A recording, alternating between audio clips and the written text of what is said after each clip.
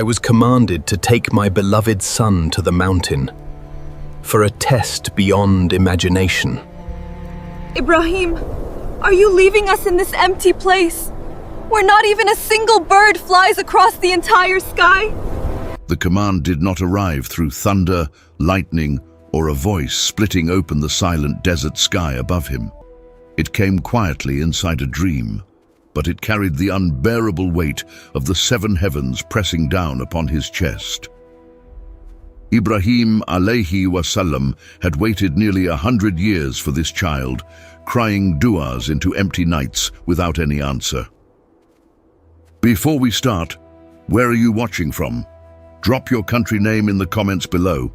If you already done, let's begin the journey. Ya Rabb, is this truly from you, or is shaitan whispering to shatter the heart of an old, tired man? The dream returned the next night, sharper, heavier, and impossible to dismiss as imagination or simple coincidence any longer now. And what unfolded after that second dream became the foundation of every Eid al-Adha, celebrated by believers across all time. My son, I have seen something in my dream that I must tell you before another sunrise passes over us. The story begins long before that morning, in a land where idols filled every home and every dusty street corner. Ibrahim alayhi wasallam had spent his entire youth breaking false gods and calling his people back toward the one true Lord. He had been thrown into a fire so massive that birds flying overhead were said to fall down dead instantly. Ya Rabb, I have no child, no heir, no voice to continue this message after my body returns to the dust. For years, he traveled across deserts, abandoned by his people, leaving behind everything familiar in search of Allah's pleasure alone.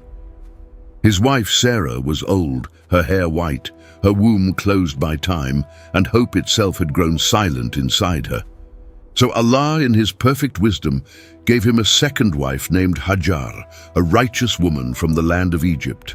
And through her, when Ibrahim alayhi wasallam was already 86 years old, Allah finally blessed him with a beautiful baby boy.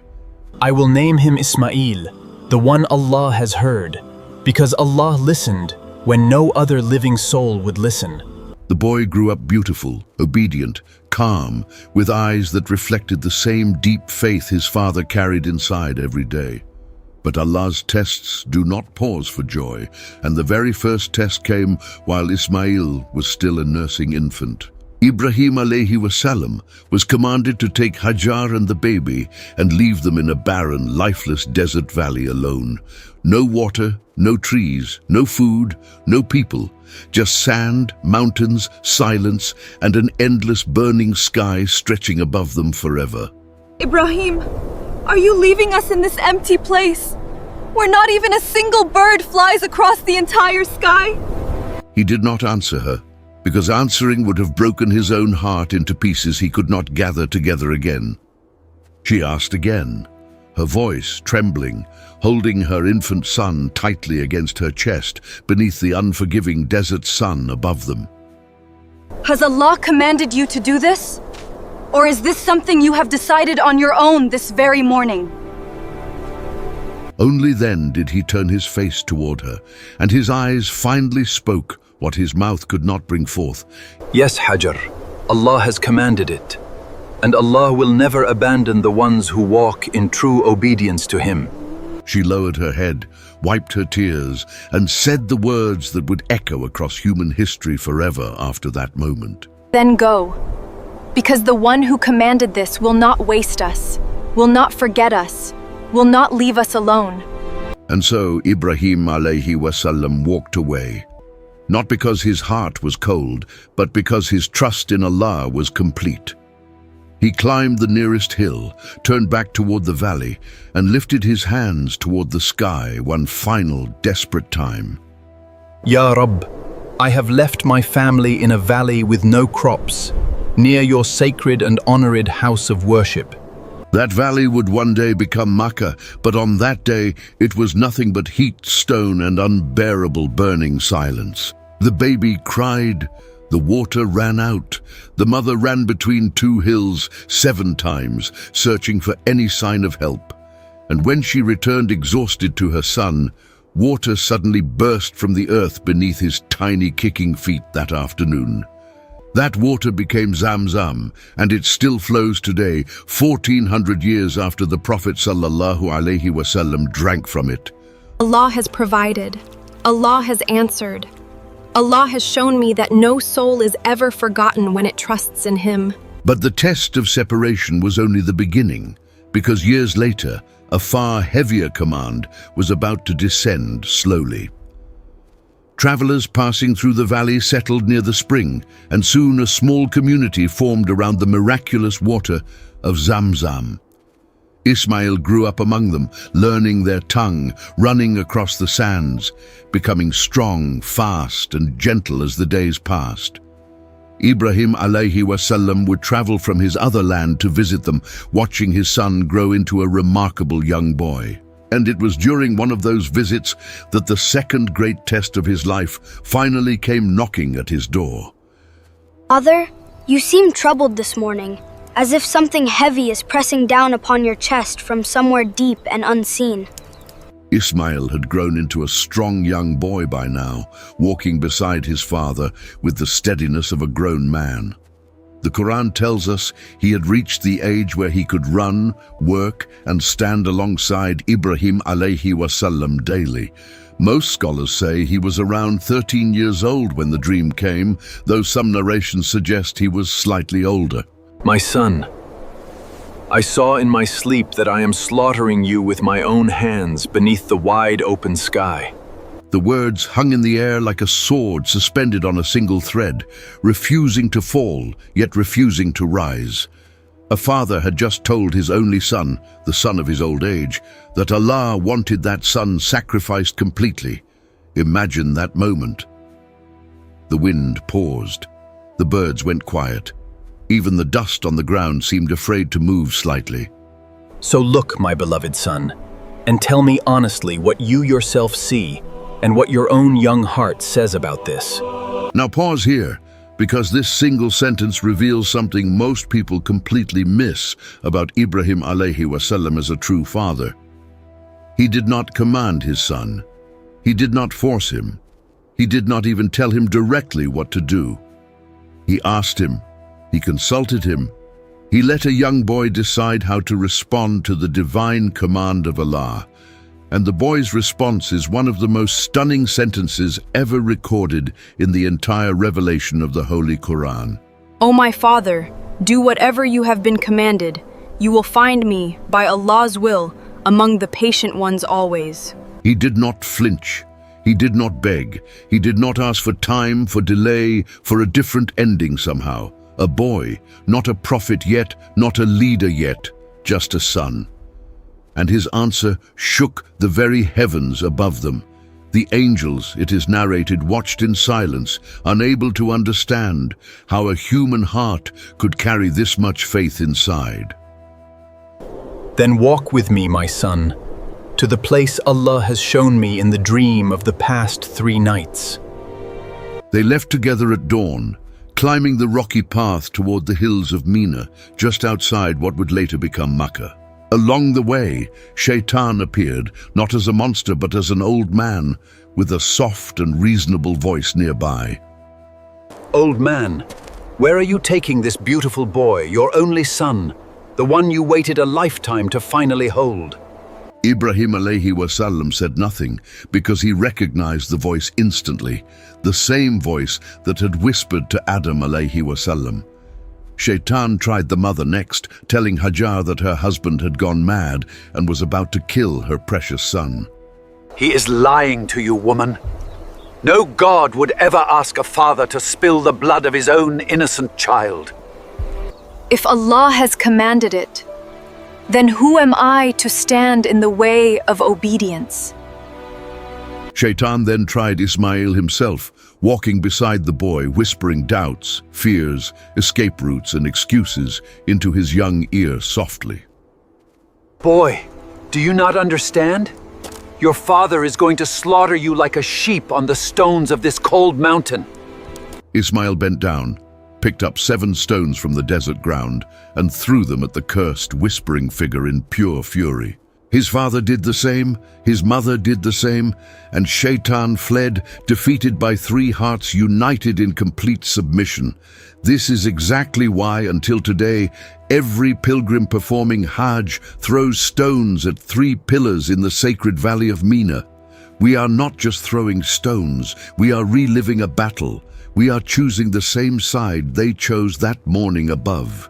The whispers Shaitan used that day are the same whispers he uses on you and me every single moment of every day. You do not need to pray right now. You do not need to give that money. You do not need to forgive him. And as the family climbed higher up the mountain that morning, the moment of the unimaginable command was finally about to arrive. Stay with me for a moment, because what you're about to hear might change the way you see everything. My son, lie down on your face, so that I do not have to look into your eyes while I do this. This single sentence is heavier than mountains, and scholars say Ibrahim alayhi wasallam said it through tears he could not hide. He could not bear to see the face of his beloved son while raising the sharpened blade above his small neck. He could not risk hesitation. He could not risk his hand trembling at the last second and ruining the act of obedience. Father, tie my hands tightly behind my back so that I do not move and accidentally make this any harder for you. The boy was instructing his own father how to sacrifice him properly. Read that line again slowly. Let it sink in completely. And sharpen your blade well, Father, so that the cut is quick, and Allah grants both of us the full reward. And turn your face away from mine, Father, so that the love between us does not weaken your steady, faithful hand. And take my shirt back to my mother, so that her heart may find some small comfort in my permanent absence. Ibrahim alayhi wasallam looked at his son one last time, kissed his forehead, and whispered words that history did not record. He laid the boy down gently on his face, just as Ismail had requested, against the dry stones of Mina mountain. He raised the knife. His hand was steady. His faith was steel. His heart was a storm contained inside complete silence. And then he brought the blade down across the throat of his only son, with the full force of pure obedience. He pressed harder. Nothing, not a scratch, not a drop of blood, not even a mark on the boy's soft, untouched skin. But the knife did not cut. But as the test reached its most intense moment, a miracle beyond human understanding unfolded before them. He flipped the blade, thinking the edge was wrong, but the sharpened side refused the throat of Ismail completely once again. He tried again, and again, and again. Sweat poured down his aged face. Confusion entered his heart for the very first time. The blade was sharp. He had tested it. It could cut stone, wood, and bone, yet it would not touch this boy. It is narrated that Ibrahim alayhi wasallam, frustrated and shaking, struck the knife against a nearby rock to test its sharpness. The rock split in half instantly. He turned back to his son, raised the blade once more, and brought it down with even greater force than before that. Still nothing. Allah himself had commanded the iron to refuse, because Allah had never truly wanted the blood of this beloved child. The knife, the metal, the very atoms of that blade were obeying a master far higher than the hand that wielded them.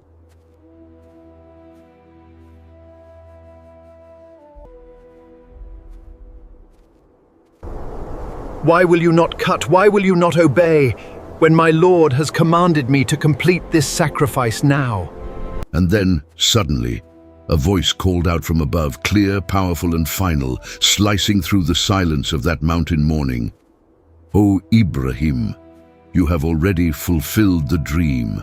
Indeed, this is how we reward those who excel in their pure devotion. Ibrahim alayhi wasallam froze. The knife slipped from his shaking hand. He fell to his knees breathless, his entire body trembling violently. It had been a test. The slaughter was never the goal. The willingness was the goal all along, from the very first dream. Allah did not want the body of Ismail. Allah wanted the heart of Ibrahim, fully surrendered, holding nothing back from him whatsoever. Ya Rab, you always knew, that I would give you everything, even the breath inside my own beloved son. And in that exact moment, the angel Jibreel alayhi wasallam descended from the heavens with a magnificent ram from Jannah itself. A large, beautiful ram, white in color, with strong horns, sent down as a replacement, a divine substitute for the boy himself. Sacrifice this ram instead, O Ibrahim, for Allah has accepted your obedience and ransomed your son with a great and noble sacrifice. Ibrahim alayhi wasallam untied his son, lifted him gently to his feet, and held him tighter than he ever had before then. The father wept. The son wept. The mountain itself seemed to weep with them beneath the soft golden light of that morning. And that ram was slaughtered in place of Ismail, becoming the very first Qurbani in the long history of all mankind. But what came after that moment was something even more profound than the test itself, something we still live by today. Father, I felt the blade on my skin, but I felt no pain, only warmth, like sunlight passing softly through my body. Ismail was alive, untouched, unharmed. And what had happened on that mountain would echo across every generation that came after them both. Ibrahim alayhi wasallam descended the mountain holding his son's hand tightly, as if afraid the dream might still claim him again somehow. Hajar saw them from a distance, two figures walking back together, and she fell to the ground in tears of pure gratitude. My son, my son, my Ismail, Allah has returned you to me, Allah has returned you. The news of what happened spread slowly through the valley, and even those who had mocked Ibrahim now lowered their heads silently. A father had been willing to give up his only son. A son had been willing to lay down his only life completely. And Allah, the most merciful, had accepted both their hearts without taking a single drop of blood from either of them whatsoever. From this day forward, my son, every believer until the end of time will remember what we did on this very mountain. Ibrahim alayhi wasallam was right, because Allah himself made this sacrifice a permanent ritual for the entire Muslim Ummah after them forever. Every year, during the days of Eid al-Adha, Muslims across the world slaughter an animal in remembrance of this exact powerful moment. A sheep, a goat, a cow, a camel. The blood flows, the meat is distributed, and the poor finally eat their fill happily. But the Qurbani is not about the meat. It never was. The Quran makes this point absolutely clear in Surah Al-Hajj verses. Their meat will not reach Allah nor their blood, but what reaches Him is the consciousness, the taqwa, from your hearts alone. The animal we slaughter is only a symbol. The real sacrifice is the ego, the attachment, the love of dunya hidden inside us. What is your Ismail today? What is the thing you cannot let go of, even when Allah is gently asking you to? Think about it carefully. Everyone has one. Everyone has something they love so deeply they fear losing it more than anything else. For some, it is wealth, the money they have built, saved, multiplied, and now grip tighter than they grip their own faith. For some, it is status, the reputation they have polished, the image they have built, the way other people view them daily. For some, it is a relationship, a person they love more than Allah, a person whose approval shapes their whole life completely. For some, it is comfort, the lifestyle they cannot imagine losing, the routine they refuse to break even for the obligatory prayer. And Allah is asking each one of us, in our own way, can you place that Ismail on the altar just for me? Not to destroy it, not to take it away from you permanently, but to test whether your heart belongs to Him or to it. Because the lesson of Ibrahim alayhi wasallam is not that Allah wants our pain. The lesson is that Allah wants our priority always. He wants to know that if He asks, we will not hesitate, even if our hands tremble, even if our hearts deeply ache. The knife refused to cut Ismail because the test was never about the knife or the boy or the spilled blood at all. The test was about whether one human being could love Allah more than the most beloved thing in His entire known world. And Ibrahim alayhi wasallam passed that test, and because of it, he became Khalilullah, the intimate and beloved friend of Allah Himself. Indeed, Ibrahim was a nation, obedient to Allah, devoted in pure faith, and he was never among those who associated partners with him. That title, Khalilullah, was not given to Musa alayhi wasallam, nor to Isa alayhi wasallam, nor even to most of the prophets sent. It was given to Ibrahim because of what he was willing to give up, and what he was willing to give up was everything. He was willing to lose his home, his country, his comfort, his wife, his son, and even his own life for Allah. But the deepest meaning of that mountain morning still waits for us, hidden in plain sight, waiting to be understood today fully. My son, one day a prophet will come from your descendants, and through him the whole world will return to Allah finally. That prophet was Muhammad sallallahu alayhi wasallam, born from the lineage of Ismail, thousands of years after that morning on Mina mountain. The Kaaba that Ibrahim and Ismail built together, stone by stone, with their own hands, still stands at the center of Mecca today. Every year, millions of Muslims circle that same Kaaba, walk between those same hills, and throw stones at those same three pillars. Labbaik Allahumma labbaik, labbaik la sharika laka labbaik. Here I am, O Allah. Here I am answering your sacred call now. That call, that same call Ibrahim alayhi wasallam made from the top of a hill, asking people to come to the sacred house. Allah promised him that his voice would reach every soul destined to perform Hajj until the very end of all human time. And so today, when you stand in Arafah, drink Zamzam, sacrifice your animal, you are walking directly inside his blessed ancient footsteps. But the question is not whether we are performing the rituals. The question is whether we are carrying the spirit behind them inside. Are we sacrificing our Ismails? Are we letting go of what holds us back from full submission to the will of Allah? Or are we only slaughtering sheep while our hearts still cling tightly to every idol Ibrahim alayhi wasallam smashed long ago in his land? The dunya is full of small idols today, idols of fame, idols of money, idols of pride, idols of self-image and constant lust. We do not bow to statues anymore, but we bow to algorithms, to bank accounts, to followers, to the opinions of complete strangers online. And Allah is still asking each of us the same question He asked Ibrahim alayhi wasallam on that quiet mountain morning long ago. Will you place it down for me? Will you trust me enough to release the one thing you fear losing the most deeply? Because every Ismail that you place on the altar for Allah, he returns to you, multiplied, blessed, and purified beyond your wildest imagination. Ibrahim alayhi wasallam did not lose his son.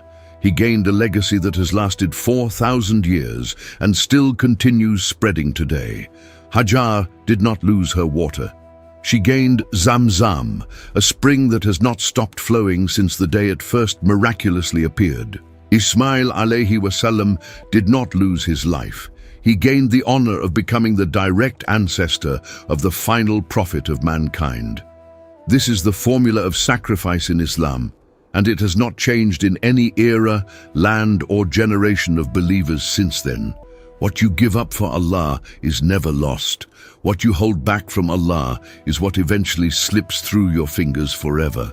Whoever fears Allah, He will make for him a way out and provide for him from where he never expected anything before. The knife refused to cut Ismail because Allah was teaching us, through that single impossible moment, what real submission to Him truly looks like. It looks like a father willing to lose everything, a son willing to lie down silently, a mother saying, Allah will not abandon us ever. It looks like a family that chose obedience over emotion, faith over fear, and the unseen promise of Allah over the visible pain present. So this Eid al-Adha, when you raise the blade over your animal, do not let it be only a cultural tradition you blindly follow. Let it be a moment of honesty. A moment where you ask yourself, what is the real Ismail in my own life right now? Maybe it is a habit you cannot let go of. Maybe it is a person dragging you away from your prayers slowly each day.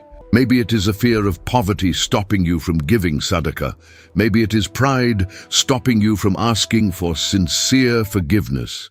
Ya Rab, take from me whatever stands between me and you and replace it with whatever brings me closer to your eternal pleasure.